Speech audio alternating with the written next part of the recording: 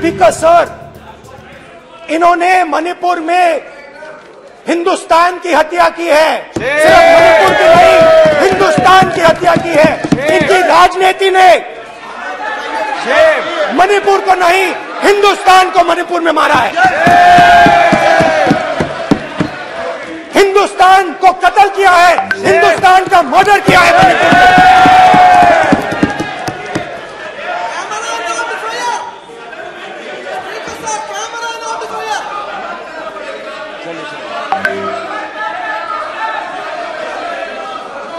अरे दो भाग के हैं, शर्त करिए नहीं, गलत तरीका ये। आप जैसे मैंने माननीय sir please, please brother please भाई पानी लो। जैसे मैंने भाषण के शुरुआत में बोला, भारत एक आवाज है, भारत हमारी जनता की आवाज है, दिल की आवाज है। उस आवाज की हत्या आपने मणिपुर में की। इसका मतलब भारत माता की हत्या आपने मणिपुर में की।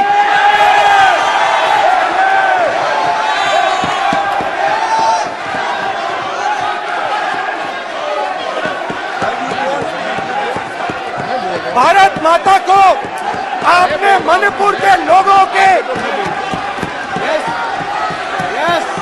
मारा, आपने मणिपुर के लोगों को मारकर भारत की हत्या की है। आप देशद्रोही हो, आप देशभक्त नहीं हो, आप देश प्रेमी नहीं हो, आप देशद्रोही हो। आपने देश की हत्या मणिपुर में की। प्लीज एक मिनट, प्लीज बैठिए, प्लीज बैठिए। अब सवाल उठता आप है, बैठना चाहते नहीं बैठना चाहते, आप बैठना चाहते नहीं बैठ। स्पीकर सर, कुछ ही दिन पहले मैं मणिपुर गया। हमारे प्रधानमंत्री नहीं गए, आज तक नहीं गए, क्योंकि उनके लिए मणिपुर हिंदुस्तान नहीं है।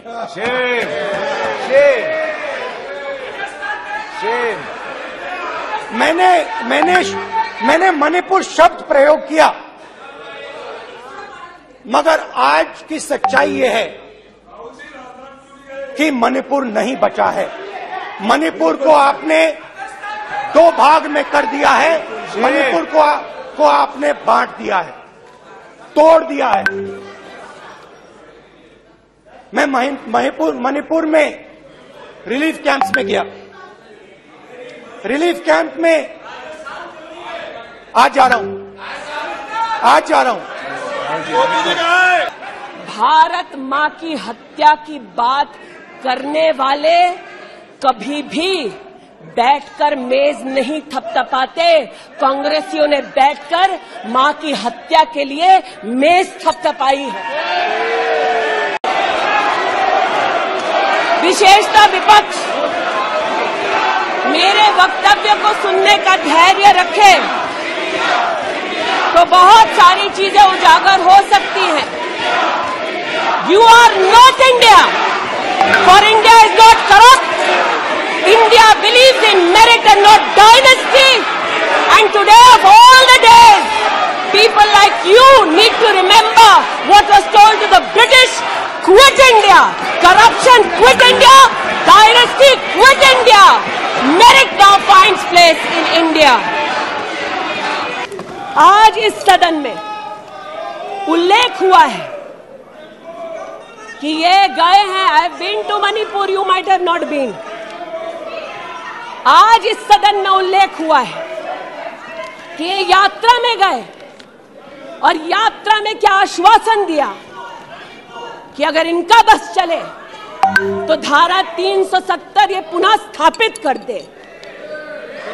धारा 370 की वजह से कश्मीर की बेटियों को दहेज के लिए अगर प्रताड़ित किया जाता था तो वहां की बेटियों के पास कानून का सहारा नहीं था, क्योंकि इन्होंने धारा 370 लगाई। कश्मीर में अगर बेटियां प्रदेश के बाहर ब्याही जाती थी तो उनके पैतृक संपत्ति पर उनका अधिकार समाप्त हो जाता था, क्योंकि इन्होंने धारा 370 लगाई। कश्मीर में अगर 14 साल से कम उम्र की बच्ची का 18 साल से कम उम्र की बच्ची का ब्याह रचा दिया जाता था तो उसे कानून का संरक्षण नहीं मिलता था, क्योंकि इन्होंने धारा 370 लगाई।